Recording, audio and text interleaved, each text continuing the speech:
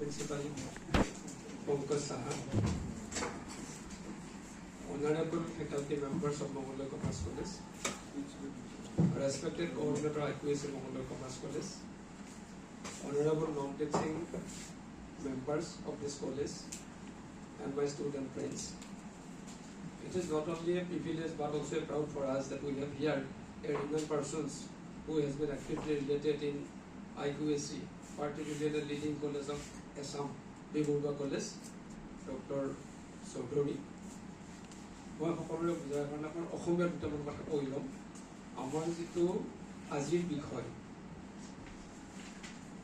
যে IQACৰ এক্টিভিটিজৰ বা নতুন কি দিগন্তৰ সূচনা হৈছে, মই অকণমান ইয়াৰ গোটেইখিনি ক'ব মই মোৰ মনত উদয় হোৱা কেইটামান কথা সকলোৰে বোধগম্য হোৱাটো ক'ব বিচাৰিছোঁ।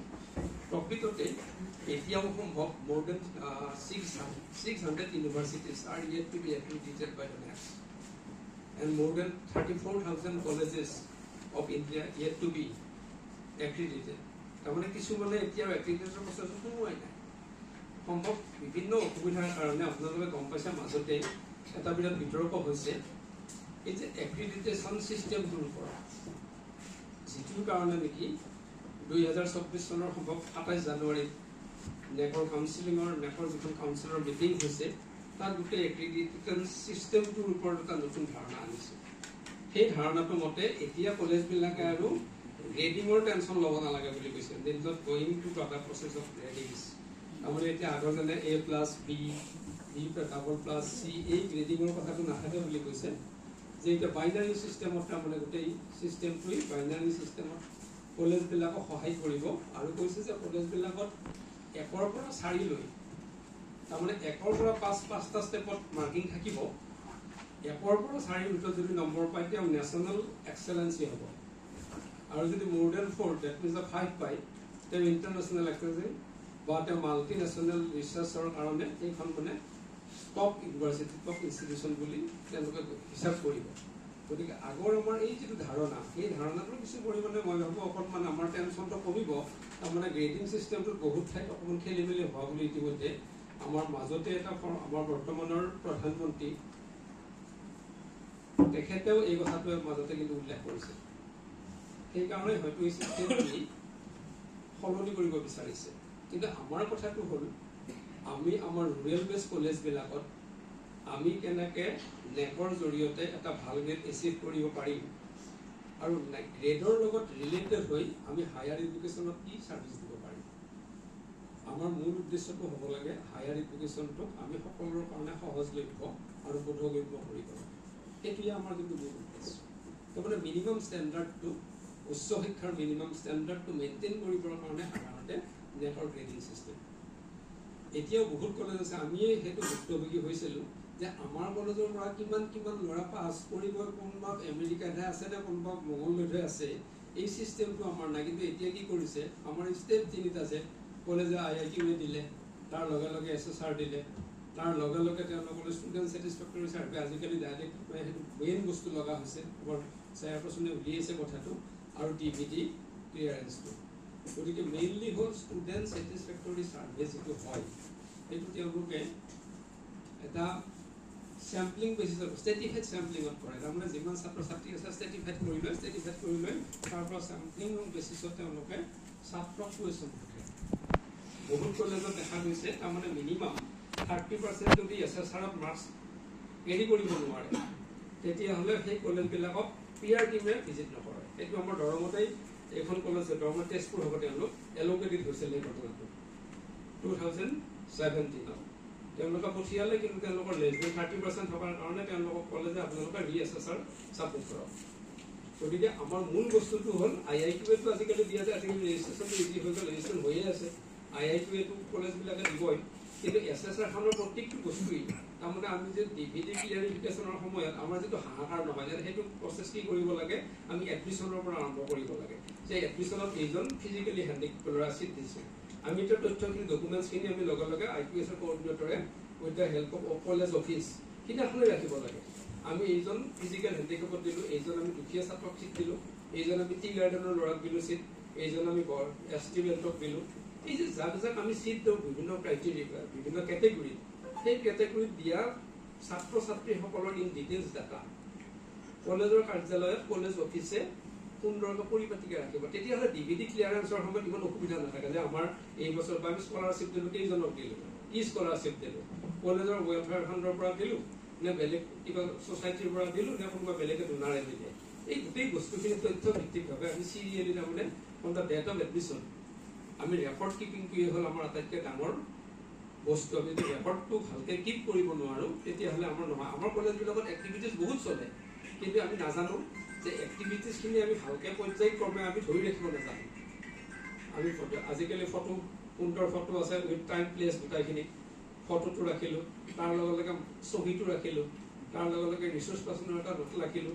আৰু কলেজবিলাকত সাধাৰণতে ভিজিটৰ যিটো বুক থাকে সেইটো প্ৰত্যেক কলেজত ভিজিটৰ বুকটো ৰাখিব লাগে। ভিজিটৰ বুকটোত এতিয়া আজি এখেত আহিছে Choudhury being resource person, visitor বুকছত এখেতে এটা নোট লিখিব, কালি আৰু কোনোবা এজন বেলেগ মানুহ আহিব। এই ভিজিটৰ্ছ বুকছবিলাক কলেজত ৰাখিব লাগে। তেতিয়াহ'লে আমাৰ যিবিলাক গেষ্ট আহে একাডেমিচিয়ান আহে তেখেতসকলৰ পৰা আমি এটা কমেণ্ট তাত তাৰমানে লিখিব লাগে, সেইটো ভাল চিষ্টেম। আৰু বাকী যিখিনি আছে আমি প্ৰত্যেকগৰাকী আজিকালি অৱশ্যে হৈছে যে যিহেতু এতিয়া ষ্টুডেণ্টৰ মোবাইল নাম্বাৰ সম্পূৰ্ণভাৱে জড়িত হৈছে, গতিকে ষ্টুডেণ্টবিলাকৰ আমি ঠিকনা বা ষ্টুডেণ্টৰ লগত কমিউনিকেট এতিয়া হৈছে। কিন্তু ফাইনেল দিয়াৰ লগে লগে ষ্টুডেণ্টখিনিয়ে ফাইনেল দি ষ্টুডেণ্টখিনি যিহেতু এতিয়া আটাইতকৈ ডাঙৰ কথা হৈছে যে আমি আমাৰ পৰা কিমান হিউমেন ৰিচোৰ্চ ক্ৰিয়েট কৰিলোঁ। আটাইতকৈ ডাঙৰ কথা হৈছে আমি মংগলদৈ কমাৰ্চ কলেজৰ পৰা যথেষ্ট সংখ্যক ছাত্ৰ গ্ৰেজুৱেশ্যন হিচাপে উলিয়াই দিলোঁ, তেওঁলোকে বিকম হৈ গ'ল। তাৰপিছত কিমানজনে ক'ত এষ্টাব্লিছ হৈছে, তেওঁলোকৰ ফাৰ্ডাৰ প্ৰগ্ৰেশ্যন কি হৈছে, after having their graduation what is their progression. এই ষ্টুডেণ্ট প্ৰগ্ৰেশ্যনটো আমি তাৰমানে বহুতেই ইগন'ৰ কৰোঁ। কিন্তু প্ৰত্যেকগৰাকী ষ্টুডেণ্ট আৰু টিচাৰ্ছৰ লগত যদি গুডউইল থাকে তেতিয়াহ'লে ক'ত এডমিশ্যন হৈছে, তেওঁ য'তেই এডমিশ্যন ল'ব, কোনোবাই CA কৰিছে, কোনোবাই MCom কৰিছে, কোনোবাই বেলেগ বেলেগ ঠাইত ষ্টাডি কৰিছে, তেওঁলোকৰ ইন ডিটেইলছ ডাটাটো তাৰমানে টিচাৰ্ছৰ তাত থাকিব লাগে। তেতিয়াহ'লে তাৰমানে এই ষ্টুডেণ্টৰ ফিডবেক ওলাওঁতে আমাৰ প্ৰব্লেমটো নহয়। কিন্তু কলেজবিলাকত সেইটো অলপ অসুবিধা। আজিৰ তাৰিখলৈ ছিষ্টেমেটিক ৰেকৰ্ডটো আমাৰ কোনো কলেজতে, বিশেষকৈ আমাৰ ৰুৰেল বেষ্ট কলেজবিলাকত, গুৱাহাটী কলেজবিলাকত আছে যদিও আমাৰ এতিয়ালৈকে ছিষ্টেমেটিকভাৱে আমাৰ ৰেকৰ্ডটো নাই। গতিকে আমি ৰেকৰ্ডটো লাগে। আৰু এতিয়া হায়াৰ এডুকেশ্যনৰ ছিষ্টেমটোৱে হ'ল ৰিচাৰ্চ বেছ। গতিকে আমি ৰিচাৰ্চ বেছ লাগে যেতিয়া আমি ষ্টুডেণ্ট আৰু টিচাৰ্ছক, ষ্টুডেণ্টক যিটো প্ৰজেক্ট কৰিব দিব লাগে, যিটো প্ৰজেক্ট কৰিব দিয়ে তাৰ পৰা ফাইণ্ডিংছটো যাতে নেশ্যন বা ষ্টেট লেভেলত কিবা এটা কাম হয়, সেইটোৰ কাৰণে টিচাৰ্ছখিনি অলপ গুৰুত্ব দিব লাগে। আৰু টিচাৰ্ছৰ যিটো ৰিচাৰ্চ, অকল PhD ৰিচাৰ্চ বুলিয়েই নহয়, টিচাৰ্ছৰ বিভিন্ন ধৰণৰ ৰিচাৰ্চ থাকিব পাৰে। তাত যিহেতু নম্বৰ যথেষ্ট আছে আৰু বিভিন্ন ইনষ্টিটিউশ্যনৰ লগত MOU কৰিব লাগে, মেমো অফ আণ্ডাৰষ্টেণ্ডিং। সেইটো আটাইতকৈ তাৰমানে ভাল কাম বুলি মই ভাবিছোঁ। তাৰমানে MOU যিমানে থাকে সিমানে বহুত সুবিধা হয় কলেজবিলাকৰ মাজত। আৰু আমি এইটোও কৰিব পাৰোঁ, আগতে ধৰক আমি মংগলদৈ কমাৰ্চ কলেজে খাৰুপেটীয়াত কমাৰ্চ কলেজ আছে, খাৰুপেটীয়া কমাৰ্চ কলেজৰ লগত আমাৰ বিনা খৰচত আমাৰ MOU হয় যে তেওঁলোকৰ ষ্টুডেণ্ট টিচাৰ আমাৰ ইয়ালৈ আহিল, আমাৰ টিচাৰ ষ্টুডেণ্ট গ'ল। টঙলা কলেজত কমাৰ্চ আছে, টঙলাৰ লগত আমি MOU কৰিব পাৰোঁ। মই এই ইণ্টাৰনেল কথা কৈছোঁ, ইণ্টাৰনেল তাৰমানে ক্লাছ চেঞ্জ, টিচিং ষ্টেজ এইটো কৰিলে তাৰমানে গোটেই একোটা এক্টিভিটিজত পৰা কিন্তু খৰচো নহয়। যে আমি মংগলদৈ কমাৰ্চ কলেজত এদিন গ'লোঁ, আমাৰ ষ্টুডেণ্ট কেইটামান লৈ গ'লোঁ, এদিন তেওঁলোক আহিল, আমাৰ খৰচ নহয়। কিন্তু MOUটো কৰি থৈ দিলে হয়তো একো অসুবিধা নহয়। সেই জাতীয় কিছু কাম কৰিব লাগে। আৰু আমাৰ ইণ্ডাষ্ট্ৰিয়েলিষ্ট, ওচৰতে ইণ্ডাষ্ট্ৰিয়েলিষ্ট আছে, ৰিনাউন ইণ্ডাষ্ট্ৰিয়েলিষ্ট এতিয়া আটাইতকৈ দৰঙৰ গৌৰৱ। এতিয়া ইণ্টাৰনেশ্যনেল লেভেলৰ উদ্যোগী ইয়াতে আছে। গতিকে তেওঁলোকৰ জৰিয়তেও মই ভাবোঁ তেওঁলোকৰ লগতো কথা পাতি আমি এটা MOU কৰিব পাৰোঁ। সেইটো আমাৰ ঘৰত হ'ব, কিন্তু আমাৰ লাভ হ'ব তাৰমানে।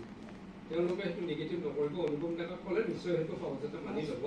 আমি সেই জাতীয় চিন্তাটো কৰিব লাগে। আৰু কেনেকৈ আমি ছাত্ৰ ছাত্ৰীৰ গুণগত মান উন্নত কৰিব পাৰোঁ, এই গোটেই দেশৰ মূল বস্তুটোৱে হ'ল হায়াৰ এডুকেশ্যনটো কেনেকৈ গুণগত মানদণ্ডৰে সৰ্বসাধাৰণৰ মাজত এৰি দিব পাৰি। মূল উদ্দেশ্য কিন্তু সেইটো, কোৱালিটি এডুকেশ্যন ফৰ অল। গতিকে সকলো মানুহকে গুণগত শিক্ষা দিবৰ কাৰণে যিটো প্ৰচেছ এইটো নেশ্যন ৱাইড কৰিছে, সেইটো আটাইতকৈ ভাল প্ৰচেছ এটা।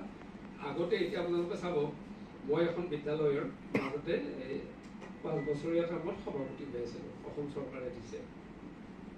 তাত দেখিলোঁ যেতিয়ালৈ তাৰমানে আমাৰ স্কুলবিলাকত একো নথি-পত্ৰ একোৱেই নাছিল, কিন্তু এতিয়া যে ইনষ্ট্ৰাকশ্যন হ'ল, গুণোৎসৱ যে হ'ল, গুণোৎসৱে কিন্তু এটা কথা কৰিছে, বৰ ধুনীয়াকৈ ৰেকৰ্ড কিপিং ছিষ্টেমটো কিন্তু বৰ সুন্দৰ হৈছে। আগতে কিন্তু সেইটো বস্তু নাছিল। আৰু ডাইৰেক্ট অভিভাৱকবিলাক সোমাই পৰিছে। মাতৃগোট আছে, বিভিন্ন ধৰণৰ তাৰমানে সকলো মানুহক এই শিক্ষাৰ লগত সংযুক্ত কৰি আমাৰ ষ্টেণ্ডাৰ্ডটো মানদণ্ডটো বৰ্ধিত কৰাৰ কাৰণে উচ্চ শিক্ষা বিভাগে চিন্তা কৰিছে। গতিকে সেইটো আমাৰ কাৰণে শুভ লক্ষণ। আৰু যদিও আমাৰ দেশত এতিয়াও শিক্ষাৰ ক্ষেত্ৰত চৰকাৰী যিটো ইনভেষ্টমেণ্ট সেইটো ৰেট বহুত প'ৰ, কিন্তু in comparison to the develop countries. আমাৰ ভাৰতত শিক্ষাত যিমান খৰচ কৰিব লাগে সেইটো আজিলৈ কৰা হোৱা নাই, যদিও ভাৰতৰ ইকনমি ডেভেলপ কৰিছে, গতিকে পিছলৈ আৰু হ'বগৈ, যথেষ্ট হৈছে। আমি ভাবোঁ যে আজিৰ ৱৰ্কশ্বপখনে আমাক এটা নতুন মাত্ৰা দিব, কি প্ৰক্ৰিয়াত আমি আৰম্ভ কৰিলে আমাৰ এই মঙলদৈ কমাৰ্চ কলেজখনে ভৱিষ্যতে 5 মাৰ্কছ এচিভ কৰিবৰ কাৰণে আগবঢ়াত সহায় কৰিব। গতিকে মই আটাইলৈ অভিনন্দন জনাইছোঁ, অধ্যাপক চৌধুৰীক অভিনন্দন জনাইছোঁ। তেখেতে ইমান কষ্ট কৰি আহিছে, তেখেতৰ প্ৰায়োগিক যিটো জ্ঞান, প্ৰেক্টিকেলি কৰি থকা যিটো জ্ঞান, সেইটো আমাৰ শিক্ষকসকলক ছাত্ৰ ছাত্ৰীক অৱগত কৰিব। আৰু আমাৰ নতুনকৈ আমি কি দিশত আগবাঢ়িলে আমাৰ বেছি লাভ হ'ব। আৰু সঘনে মই কোঅৰ্ডিনেটৰক এটা ৰিকুৱেষ্ট কৰোঁ, মানে মিনিমাম কষ্টত খৰচটো মিনিমাম কৰিব লাগে, যিহেতু আমাৰ কলেজবিলাকৰ আজিকালি ৰিচোৰ্চটো বহুত কম। মিনিমাম খৰচত এক্টিভিটিজ বঢ়াব লাগে।